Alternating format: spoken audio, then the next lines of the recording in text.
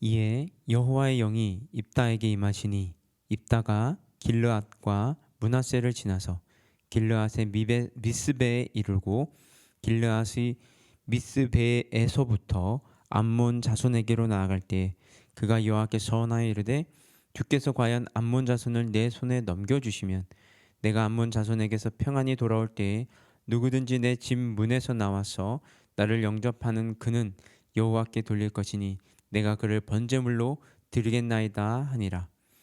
이에 입다가 암몬 자손에게 이르러 그들과 싸우더니 여호와께서 그들을 그의 손에 넘겨주심에 아로엘에서부터 민닛에 이르기까지 20성읍을 치고 또 아벨 그라밈까지 매우 크게 무찌르니 이에 암몬 자손이 이스라엘 자손 앞에 항복하였더라. 아멘. 오늘 본문에서 우리가 주목할 것은 여호와께서 자신으로 암몬과의 전쟁에서 승리하게 하심으로 평안하게 귀환하도록 하실 경우 자기 집에서 제일 먼저 나와 자신을 영접하는 자를 여호와께 번제로 드리겠다고 한 입다의 소원입니다.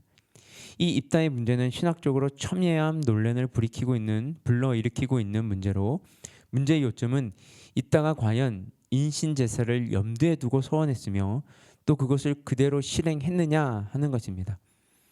학자들 사이에서는 입다가 실제로 인신 제사를 드렸다는 견해와 그렇지 않고 단지 자기를 제일 먼저 영접한 딸을 성막 봉사자로 삼았다는 견해로 양분되고 있습니다. 우리가 이 문제를 어떻게 이해하느냐 하는 것은 매우 중요합니다. 왜냐하면 이 문제를 어떻게 해석하느냐에 따라 본문에서 얻을 수 있는 교훈도 확연하게 달라질 수밖에 없기 때문입니다. 일단 중도적인 입장에서 영적 교훈을 살펴보겠습니다. 30절 31절에 보면 이따는 주께서 암몬 자손을 자신의 손에 붙이실 경우 어떻게 하겠다고 소원을 하였습니다. 그러나 29절에 보면 그 이전에 여호와의 신이 입다에게 임하셨습니다.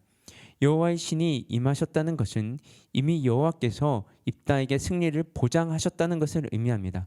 즉 입다가 소원하였기 때문에 암몬 자손을 그의 손에 붙이신 것이 아니라 그 전에 이미 하나님께서 입다를 택하시고 그에게 승리를 주시기로 하셨던 것입니다. 우리는 흔히 소원을 마치 기도의 응답의 조건으로 생각하는 경향이 있습니다. 이는 소원을 오해하는 것이며 소원은 하나님을 상대로 제시한 조건이 아니며 하나님은 그런 조건을 보고 응답하시는 분이 아니십니다. 입다의 승리는 하나님께서 은혜로 주신 것입니다.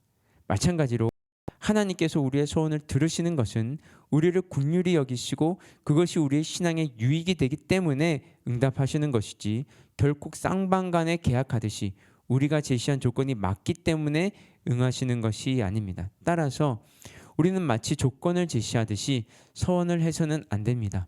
하나님의 긍휼을 구하는 마음으로 서원을 드리는 것이 바른 자세입니다.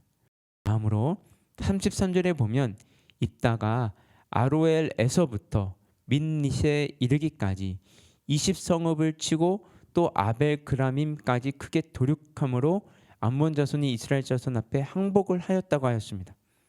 그러나 입다와 이스라엘의 이런 승리의 원인은 입다나 이스라엘 자손에게 있지 않았습니다.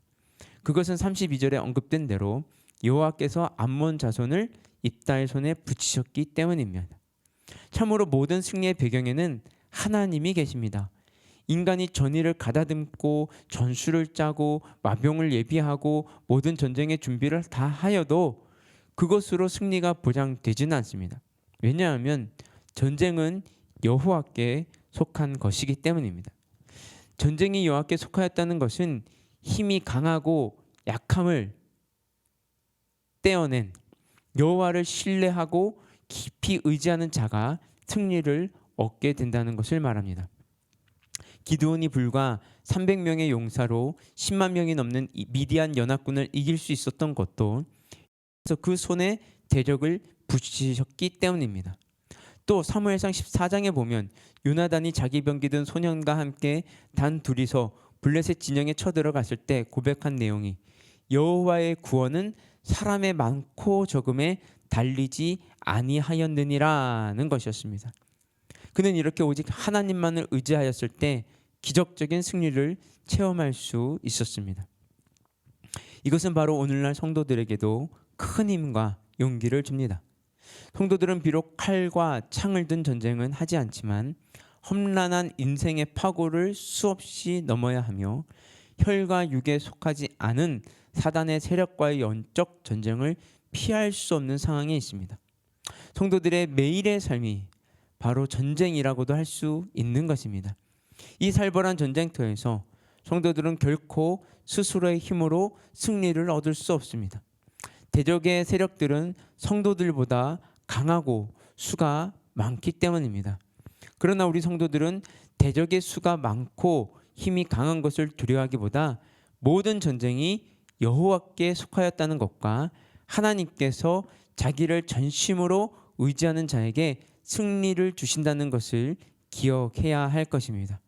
그리하면 우리는 모든 싸움에서 항상 승리하는 삶을 살게 될 것입니다.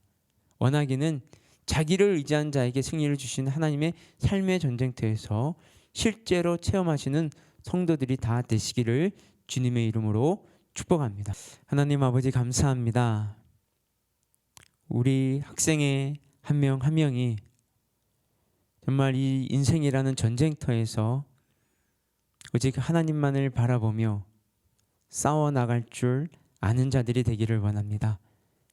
내 힘과 능력이 아니라 오직 하나님의 힘과 능력으로 그 인생을 개척해 나갈 수 있도록 주님 축복하여 주시옵소서.